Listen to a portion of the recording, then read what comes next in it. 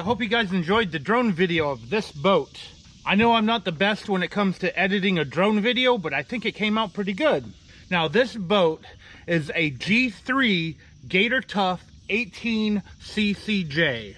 It's basically an 1860 John boat with a Ford console and a tunnel hull in the back.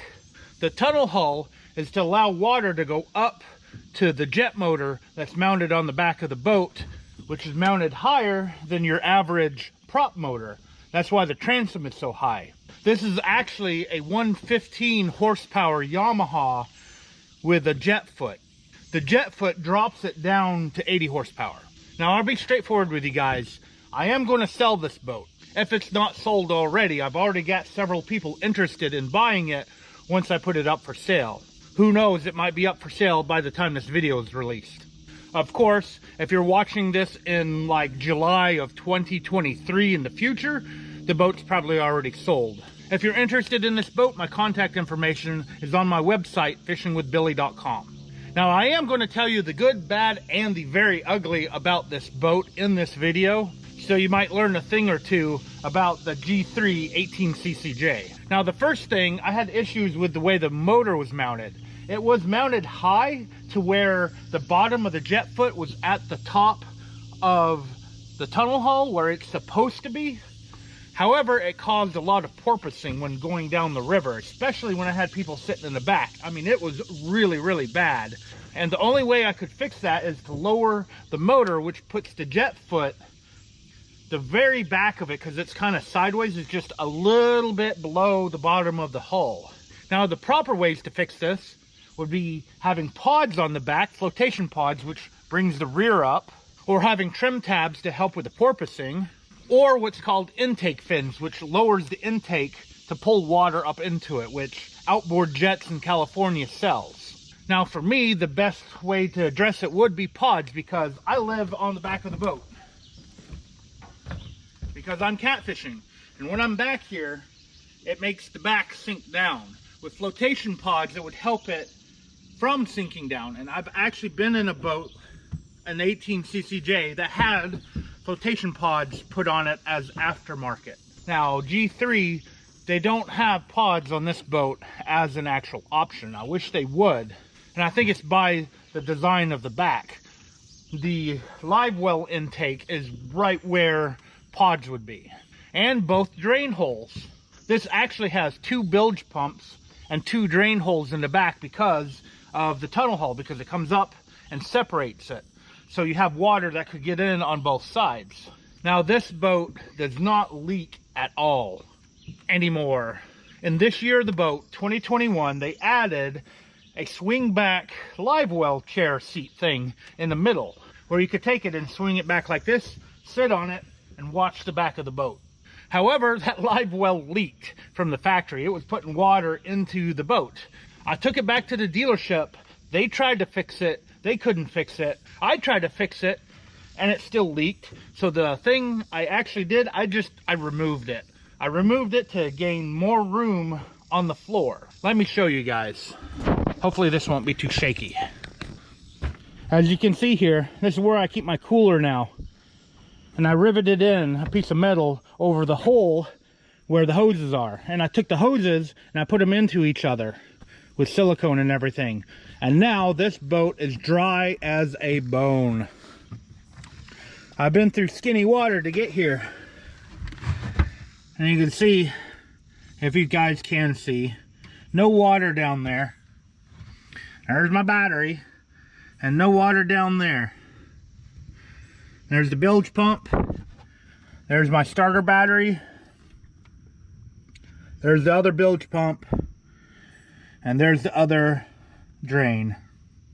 Dry as a bone. I don't remember what size this gas tank is. I think it's 17 gallons. It might be 14. But I think they upgraded to like 17 gallons.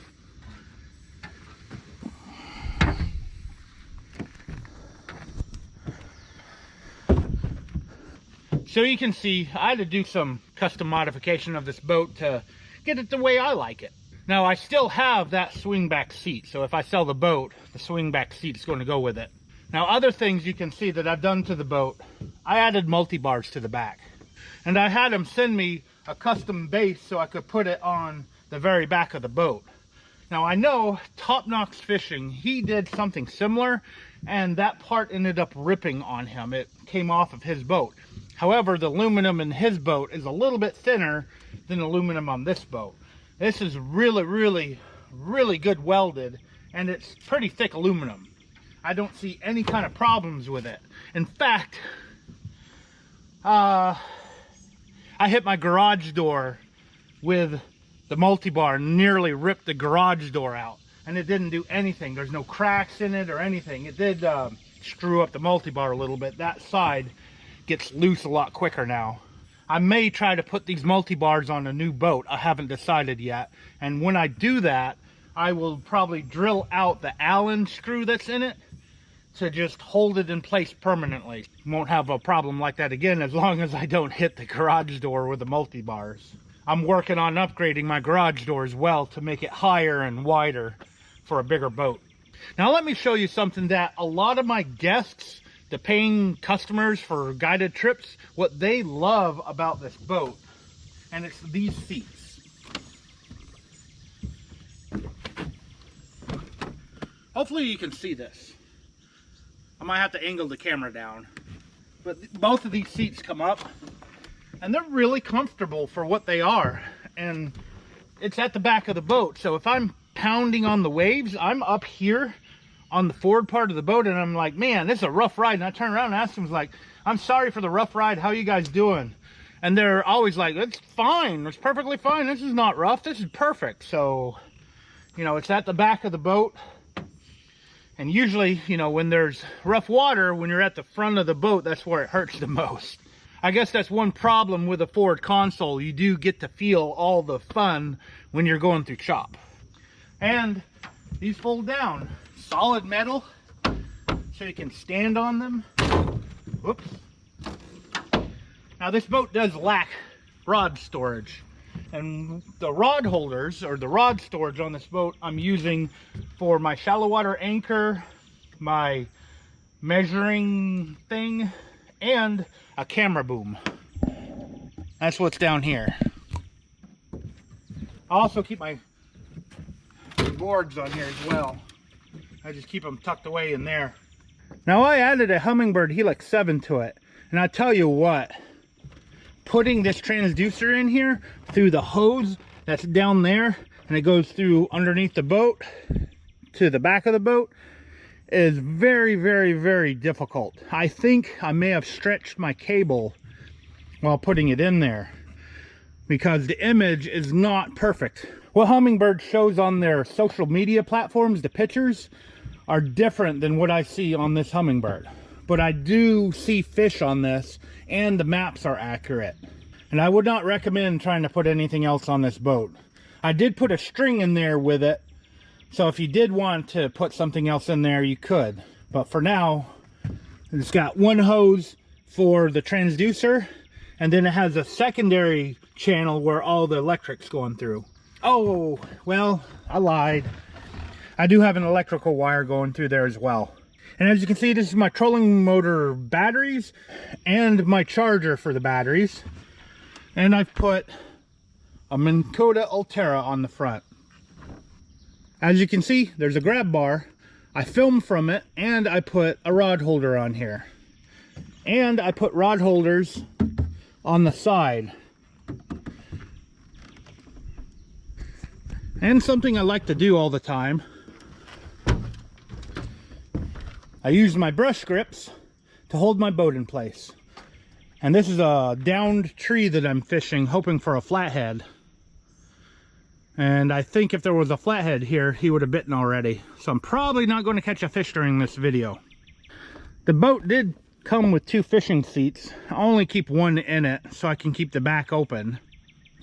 And this is a Ram stack and stow bait board, which I have a ram ball in the track system of this boat that would go for a kayak to put this thing on the boat. If you don't tighten it down really good, it makes it hard to cut stuff. And I've got my ceramic cutting knife. I really love these things. It can cut through frozen skipjack like it's butter. Whoops. And I keep it on my rod holders on the side of the console. This console does have a gas gauge, but that's it. Anything else would be covered up by the Hummingbird if I had anything else in it. And as you can see, this is like interior lights, aerator for the bilge that is unplugged. That's where the livewell was. Port and starboard bilge, navigation lights, anchor lights, and master power. And a horn. I added a switch for the front, which I haven't done anything with. They added a power wire to the front, and I was going to use it as a light. You could use it for a fish finder. I connected it to a switch just to use once I put something up front, which is probably not going to happen at this point. And the other switch is to lights that I put in the back that have all mostly fallen off. But at least it's power to the back, so you could put something back here like more lights. Now I'm starting to sound like I'm trying to sell you guys the boat. Oh, there's a couple of more things that I added to this boat as well. As you can see back there is another ram ball that I could mount that to or other stuff to. And on the front is another ram ball that's connected to a kayak paddle holder that I use to kind of stabilize the trolling motor when I'm trailering somewhere. Because that's a 60-inch trolling motor, it does bobble a lot when trailering anywhere. So I use that just kind of stabilize it. They do make one for trolling motors. I just haven't bought it yet. I've been using that. That right there. Outside of it being kind of wobbly because it's a jet boat, it's been a pretty good boat. I've caught a lot of good fish out of this boat, so it's been well used. Now for the really bad. Remember how I said there are no leaks in the boat? There are no leaks in the boat, even with this big problem. Now let's rewind here back to my 17-foot jet boat. If you've been subscribed to my channel for a while now, you know that I had a 17-foot jet boat, and on the second time ever in skinny water, I slowed down right over there on a curve, and the back of the boat went down and hit a underwater petrified stump. That caused a major water leak in that boat. And what I did to fix it was I had that back bench removed because it was always in the way. I wanted to be able to walk to the back of the boat and reel in fish instead of, you know, tripping over a bench. And when the welder removed the bench, he also fixed the hole that was in the bottom of the boat. To remove the bench, fix the hole, he even welded on the tunnel hull of that boat because he said the welds didn't look good to him. And to weld on, I think, 4 rod holders to the side of the boat, he charged me $600. That includes a big piece of aluminum that he put on the floor. So I had a big piece of aluminum on the floor in the back that was riveted in, which makes it easy to remove if I ever hit the back of that boat again.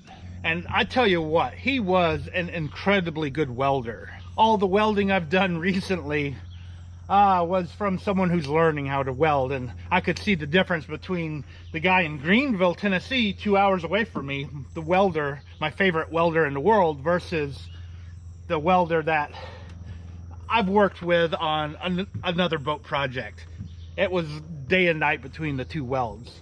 Now that being said, I literally repeated what happened with that boat. On the second time I had ever been in skiddy water with this boat, I hit a log and it made a really rough crumple on the front of the boat.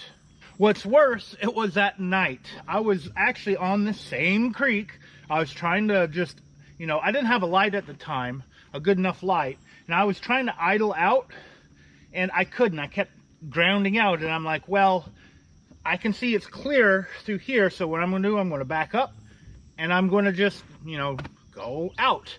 And in that time, that for me to back up and get back on plane and hit that skinny water, a giant tree limb had moved in my way. So in about 6 inches of water, I hit a 4 or 5 inch limb. Of course, you know, when you're hitting it, it pushes it down into the mud, and yeah, makes a nice little wrinkle on the front of the boat. Now that happened over a year ago, and I'm still embarrassed that happened. You got to think about it. It's a jet boat. If you're not taking a jet boat in skinny water, then why own it? And most of the time, I'm not going through skinny water. Even today, this water's up, which means any aluminum boat could probably float back here. In fact, here's a quick clip of me going through the skinny water that's just over there.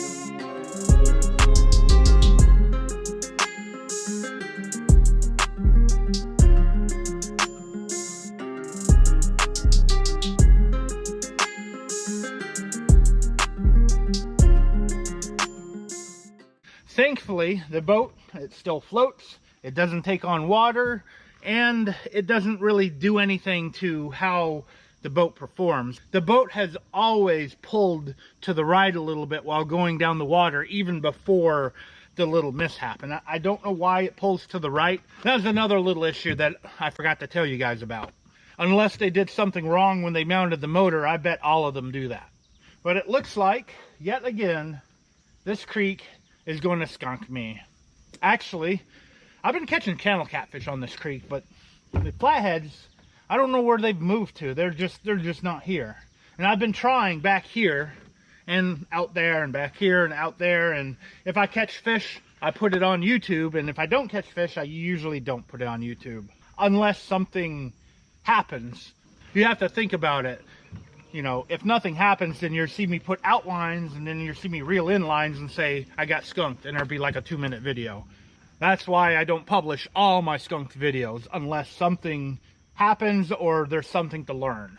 Or I'm talking about my boat. I think I did that with my previous jet boat, that 17-footer. I was crappie fishing, not catching crappie, so I turned it into a, you know, what have I done to my boat video. I really hope you guys enjoyed this video and maybe have learned something new. And I hope maybe a couple of you might be interested in this boat if I don't have it already sold. It has been a fun and interesting boat to own. Now, as always, I want to thank you for taking your time out of your day to watch my video. I really, really appreciate it. Hopefully one of these days I will catch a flathead. I have yet to catch one this year. I've had a couple caught in my boat from clients, but I have yet to reel one in myself. Maybe I'll finally get lucky sometime in the future. Thanks again for watching. I hope to see you guys next time.